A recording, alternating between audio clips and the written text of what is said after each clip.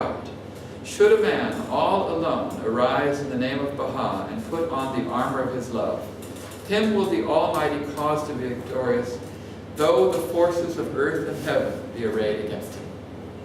So Baha'u'llah says there is this power that you can, bounce off the clouds, you can conquer all the armies. Here he says, by God, besides whom is none other God, should anyone arise for the triumph of our cause, him will God render victorious, though tens of thousands of enemies be leagued against him. And if his love for me wax stronger, God will establish his ascendancy over all the powers of earth and heaven. Thus have we breathed the spirit of power into all regions.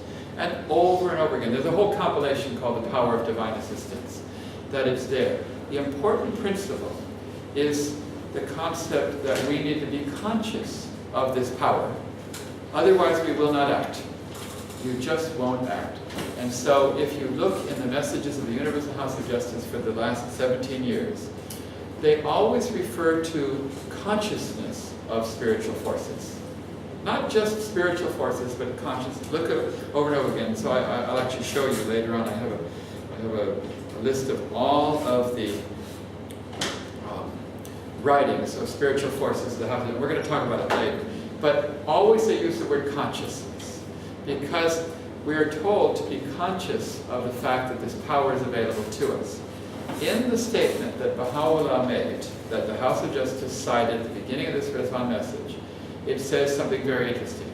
It is not in the passage they cite, but if you go back and look at the whole quote, it says, no more than a mere handful have been willing to respond to this call, in basic words. It says, this handful has been endued with the divine elixir that has the power to transmute the dross of human into gold. Do you know what an elixir is? Who knows what an elixir is? The meaning of the word elixir. It's a potion, but it's specifically an ancient mythical potion that could transform metals into gold. That's the elixir. And of course, for thousands of years, alchemists tried to find the elixir, because if I could find it, I could change it into gold. They say that those that truly recognize the power, the mere handful, have been given this elixir, this ability to transform base metals into gold. But the divine elixir that can take the base metals of human beings and transform them. This is the power that they've been given. So this is a very important concept that we're going to talk about. We're going to talk about all these in greater detail. So now we kind of understand who Baha'u'llah is, and we understand who we are. We're going to talk about this a little more. Ilango is still very concerned with the answer to the 8th question, which is what's in it for me. Isn't that right? Is that the one you really want to know? So I think I'll answer that question and we'll come back to it. Ilango says, what's in it for me? And I find this a very interesting question, because when I was reading the Tablet of Atma, it struck me. It says that you'll get the reward of 100 martyrs. You read that one? The reward of 100 martyrs. I thought, that's a really good deal. I thought to myself. Like 100 martyrs? Even if you give me one martyr, it's pretty good, right? Didn't you? It struck me. I was just reading. I said, that's a really good deal. I can't believe it. Good deal. Now I know that absolute sincerity part is a bit of a problem. It's a little bit of a problem. At first I thought, well, maybe if I say it with half sincerity, can you give me 50 martyrs? Maybe kind of a deal. But I'm not quite sure. But still, it seemed like a really good deal. That Baha'u'llah would give you such a deal, and so on. So I started to go in the writings to see if I could find other statements that were also a really good deal.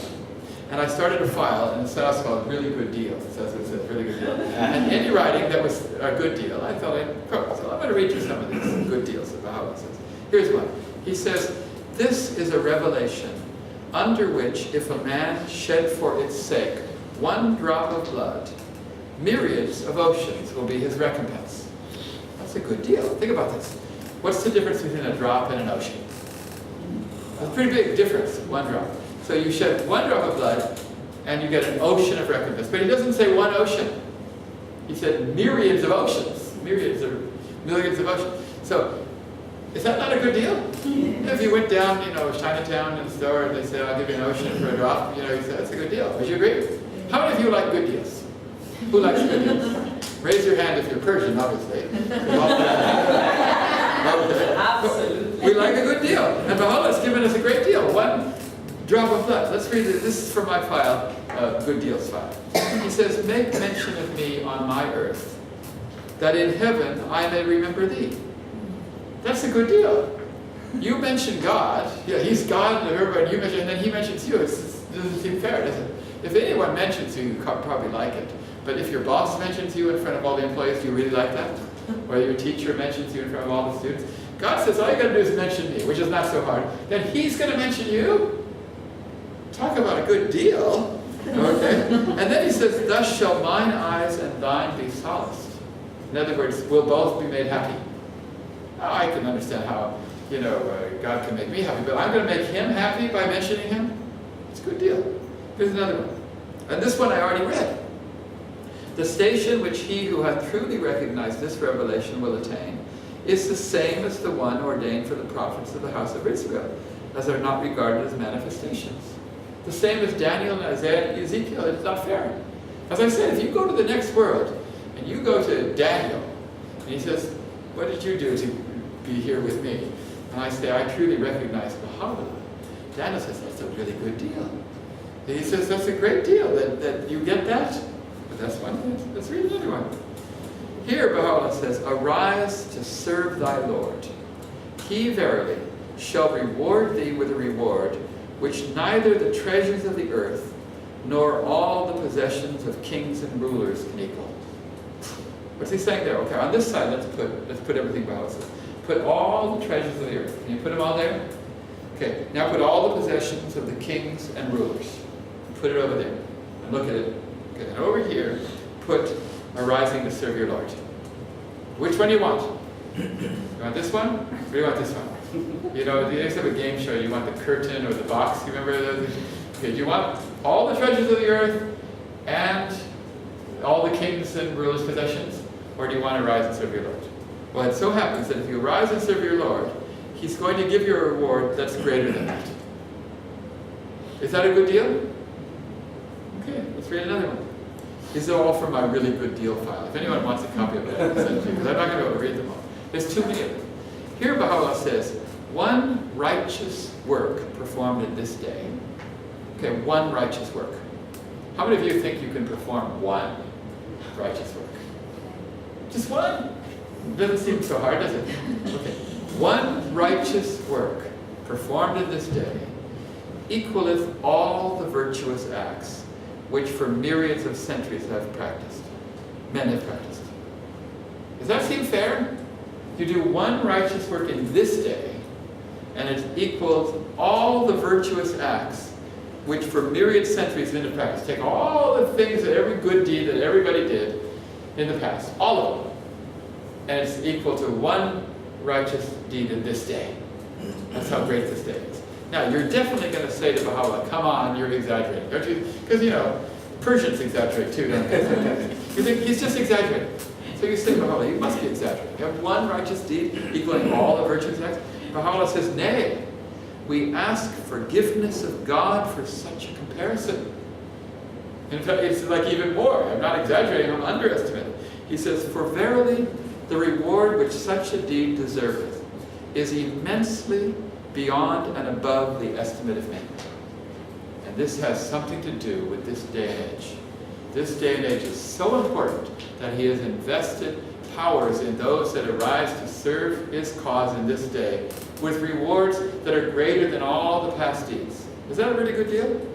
You want any more good deals? You want me to read one more? Do we have time? I have so many. Here, Baha'u'llah talks about the soul that goes to the next world, that packed his suitcase, correctly, went through the security and so on.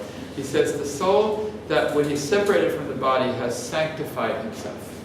He says, blessed is that soul, which at the hour of its separation from the body is sanctified from the vain imaginings of the peoples of the world. And now, he says, what will happen to that soul? Such a soul liveth and moveth in accordance with the will of its Creator, and entereth the all-highest paradise. I want you to imagine you yourself are going to experience what Baha'u'llah is now describing. He's describing what will happen to you as a soul if you will arise to serve, sanctify yourself. He says, the maids of heaven, inmates of the loftiest mansions, will circle around it. So you go to the next world, the maids of heaven, the inmates of the loftiest mansions are going to circle around you as a soul. He says the prophets of God and His chosen ones will seek its companionship.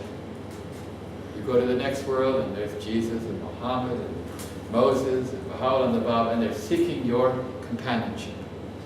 He says, with them that soul will freely converse and will recount unto them that which hath been made to endure in the path of God. So you're going to go to the next world. The maids of heaven are going to surround you. All the holy ones and the manifestations of God are going to come, and you are going to converse with them, and you're going to recount to them what you have endured in the path of God. I hope you have something to recount. You see? Don't you? In other words, you better have something to recount. He says, we'll recount unto them that which hath been made to endure in the path of God. So every time you endure something in the path of God, which you're going to do, every one of you are going to do, just remember, oh, this is one more thing that I'm going to recount to Baha'u'llah about when I get to the next world. Because Baha'u'llah is telling us it's going to happen.